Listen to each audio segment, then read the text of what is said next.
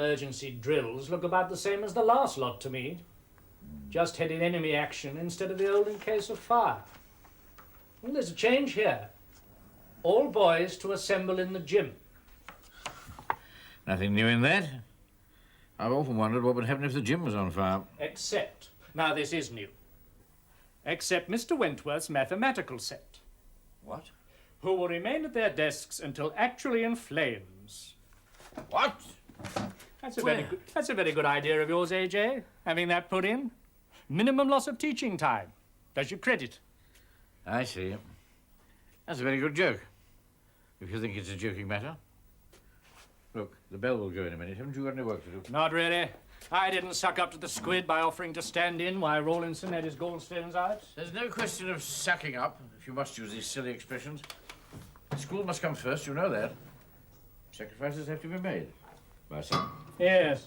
I'm afraid yours has been made in vain. Really? In the matter of Rawlinson's gallstones, it seems that the squid, the headmaster, has found a top-notch temporary man named Faggot. Very well qualified, apparently. Woodwork, botany, PT, and religious instruction. Widely experienced in schools of the highest reputation. Well, I know what you're going to say. He's going to feel a bit out of place here. Still, that's his lookout. Not at all. Why wasn't I told? That's all I've got to say. I shall see the headmaster. And when is this paragon supposed to arrive, may I ask? Yesterday, according to Miss Coombs. Spent the night at the pub. Miss Coombs? So she says. Oh, I see. So our music and drama lady knows all about it, and I, as assistant senior master, know... Bell, AJ, any moment. Miss Coombs, indeed. Suppose I'll have to wait and be informed by matron. What ho, she bumps. I beg your pardon? That's all right. The squid sent me along. The headmaster, I suppose you mean. Faggot, Major, subbing for one of your blokes with bladder trouble. You must be old Wentworth, right? The great Wen I've been hearing so much about from matron. Man who nearly drowned the whole of 3A in a pond.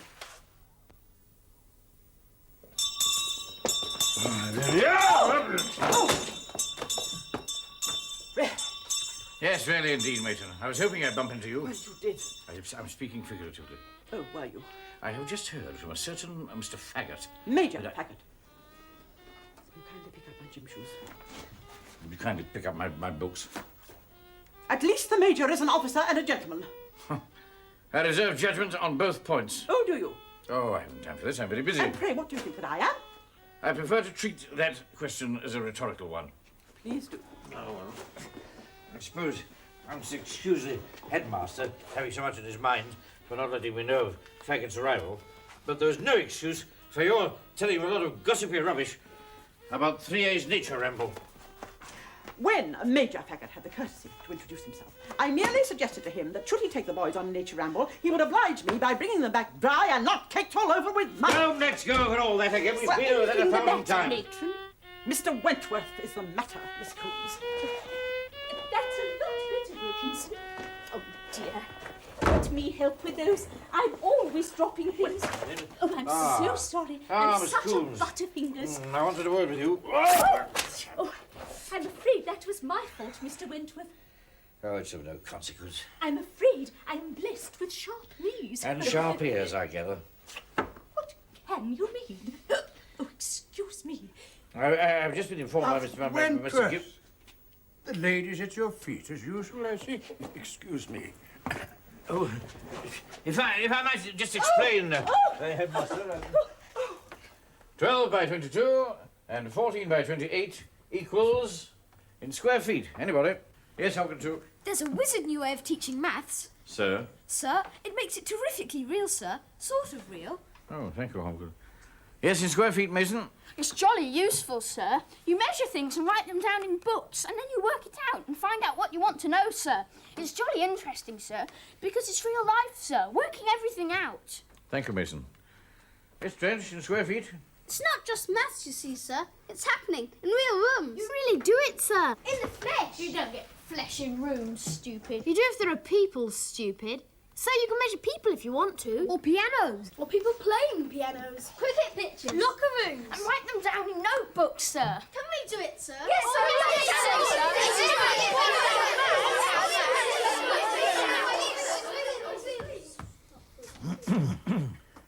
Thank you, boys.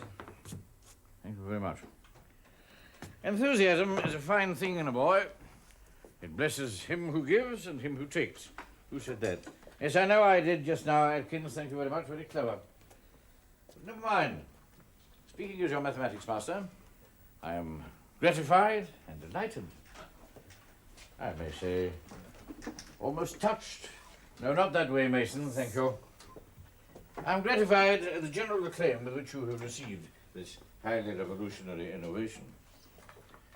But I do feel that I should add that in this set, for as long as I can remember, we have been measuring rooms of varying dimensions, 12 by 22 and 14 by 28, to take a random example, and working things out with a fair degree of success. Wouldn't you say so, Hobgood? No, sir. So I really don't see why we shouldn't change our method. What did you say? No, sir, you tell us the size of the room. It's not real. It isn't a room we've been in and seen and measured. No, Silence! That's enough. Very well, Hobgood. Instead of watching the school play Packhurst this afternoon, perhaps you and the rest of the class would like to stay in and measure this room. We've done that, sir. You what? And the gym, sir. Going to the gym 11.5 times, sir. 9.5, 16. That's enough. Are you telling me that in your own free time and of your own free will, and led into this ludicrous exercise by a fool like Hopgood? No, sir. Oh, a fool like Mason. It was the Major, sir. Fool like Mason. The Major? Ah. Yes, well, in that case, I mean, if Mr. Major Faggot wishes to... Where did you get that red notebook, Mason? Stationery cupboard, sir. The stationery cupboard? We've all got them, sir. Yes, sir. And how, I should very much like to know. When the stationery cupboard is only open on Wednesday and Friday mornings, and, as master in charge, I have the key. The Major opened it, sir. With his penknife, sir. It was the knife he tunnelled out of a prisoner of war camp with, sir. And hid the soil in his trousers. That's all? No, sir. That is all. And when his trousers were fully empty... That's enough. Now, 10 minutes to the bell. Between now and then, with wallpaper at 16 and 11 pence, a roll of 12 feet by a yard. You will work out the cost of wallpapering the room 12 by 22 and 14 by 28. Answers to be handed up to me after tea. That's clear? If in your spare time you care to explore the Major's wizard new way of teaching mathematics, by all means do so. Measure the headmaster. Weigh Miss Coombs. Empty the emergency tank and count the buckets. Wallpaper the matron. But in my class, 12 by 22 and 14 by 28 in square feet.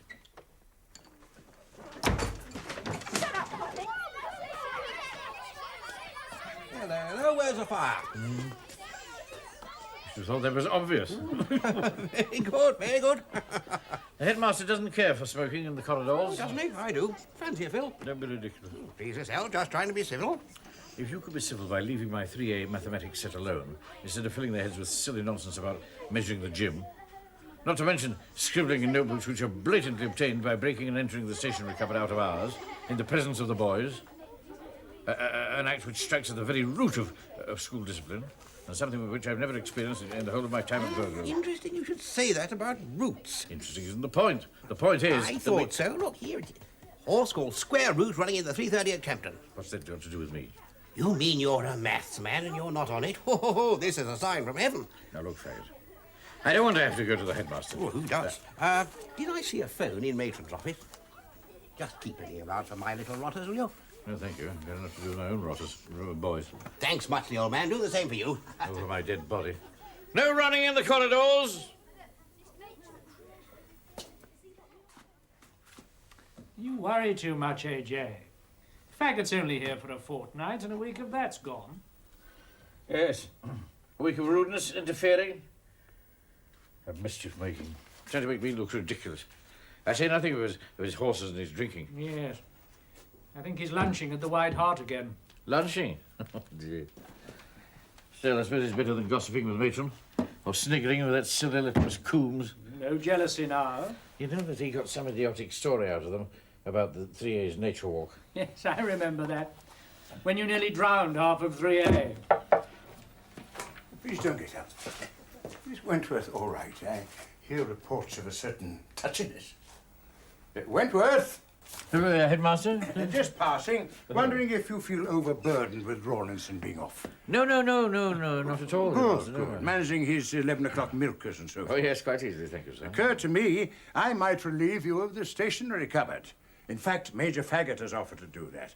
Has some few fresh ideas. Man of wisdom, man of the world. We academics, you know, the ivory tower. So if that would relieve the strain at all... Headmaster, I am not under any strain. No, I see. Well, the offer remains open. Just looked in, you know. Ah, the bell, gentlemen. You to your small corner. I to mine. Man of fresh ideas. Oh, Wentworth. Yes, sir? He isn't the only man with fresh ideas. I didn't mean that. Some of your 3A boys came and measured me the other day. I understand at your instigation. Well done, well done. Oh, 6'1" and a quarter. There you are, AJ. Always a silver lining.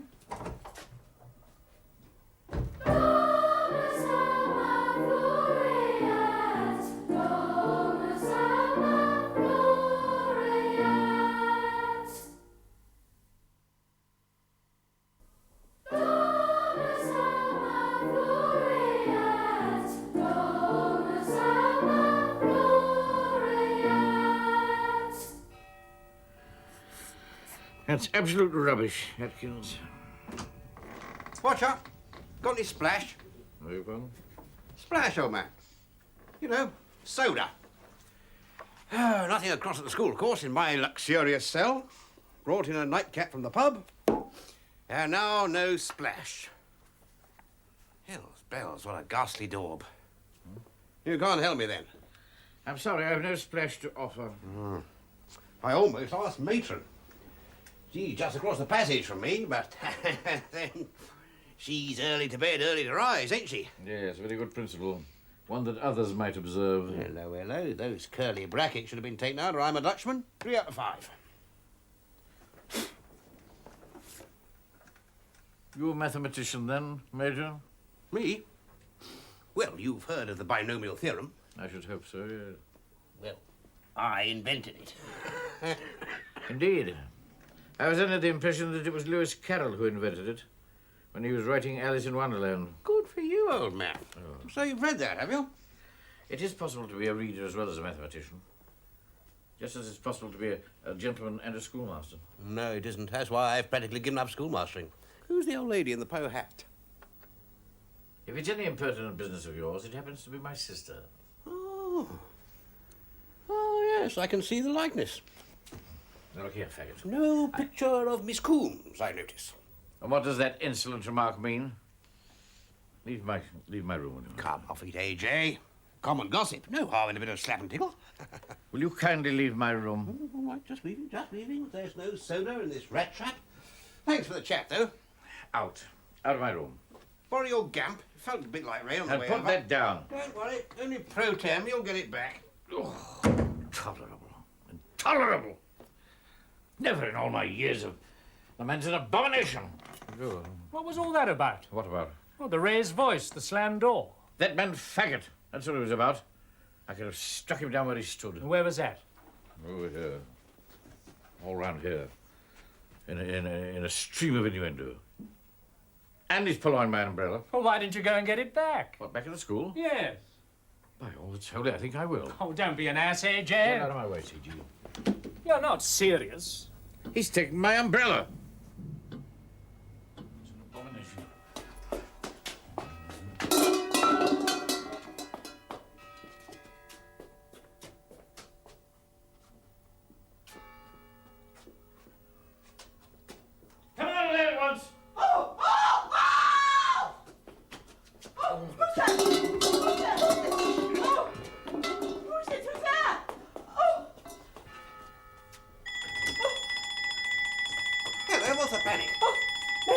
thank heavens. Yes? Germans. Parachutists, that way, that way. Here, lady, say no more. Oh, shut up, Sappy, and move! It's not. You're like the children that burn your rotten prick before old Wentworth sees it.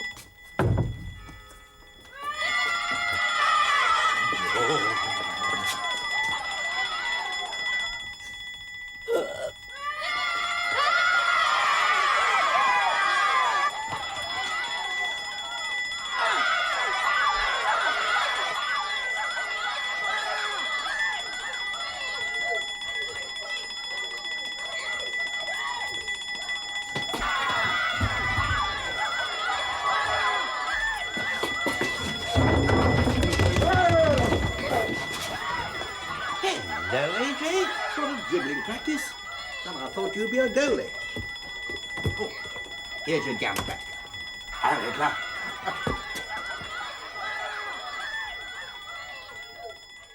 Yes. Good, good. So that was your part in the events of Thursday night. It was, Headmaster. And your umbrella's part, too. The umbrella was simply a catalyst. No blame attaches to umbrella, Wentworth. It merely activated the water jugs and the fire alarm. Indirectly, of course. The fault in the main was mine. No, you mustn't think that. We all, from time to time, feel a sudden need for an umbrella late at night. Oh, this was not so much a question of need, Headmaster. Just subconsciously, perhaps, a vague itch. If Faggot had not taken the umbrella, and if Matron had not foolishly... No, Wentworth, I've already accepted your account. And the assembly in the gymnasium went very well. The alarm system was excellent. It was a most useful rehearsal for the real thing, if ever we should come under siege here at Burr Grove. And all thanks to you, Wentworth. It was very kind of you to say so, Headmaster, but it was not all entirely my And doing. thanks to your umbrella also.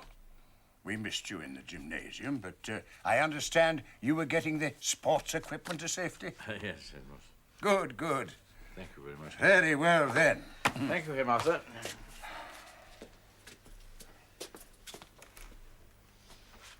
Thank you very much, Headmaster. Oh, Wentworth. We shall not look upon his like again. Well, after all, he doesn't seem to have sneaked on you. Sneak? What had Faggot got to sneak about? Oh, no. If there had been any question of that, then I should have been sneaking on him. Well, did you do that? There are such things as ethics, you know. Late, boys! Ethics, pull your socks up. More of the result of an... That doesn't mean, of course, that I have the slightest intention of attending his farewell orgy. It might be wise. What are you driving at? Look, it's a well-known fact that the squid, the headmaster, sits up late of a Saturday night preparing his Sunday morning sermon. Now, it just occurred to me that if Faggot runs true to his alcoholic form, and we could bring the two of them face to face, as an insurance against his returning here at a later date. What? Oh, really, C.G.? I mean, apart from the downright deviousness and my abhorrence of strong drink, as you know, nothing would persuade me to take part in such a shabby, underhand conspiracy. Nothing. Through ages. Boy and master, sing your praise. That's a toast, Faggot. Oh. Here's to chicken farming. That's the coming thing. Oh, you don't get eggs from boys. We're all from boys, no.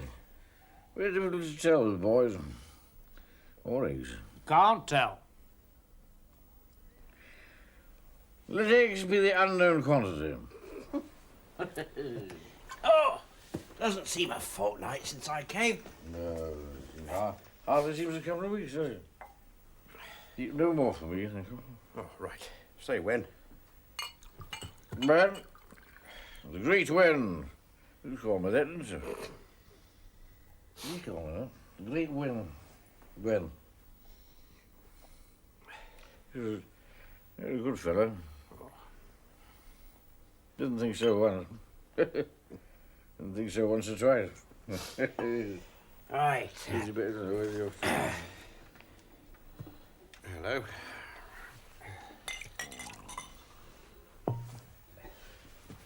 Wake up, AJ. It's nearly the headmaster's bedtime. Remember? Headmaster here? Not invited. AJ! There it is. Gotta see the Major to his billets. Oh. Up you come. Who needs seeing? Still, early train tomorrow. Better see me. Better see him, AJ. I didn't see him all right. Burgrove, through the ages. Boy and master, sing your praise.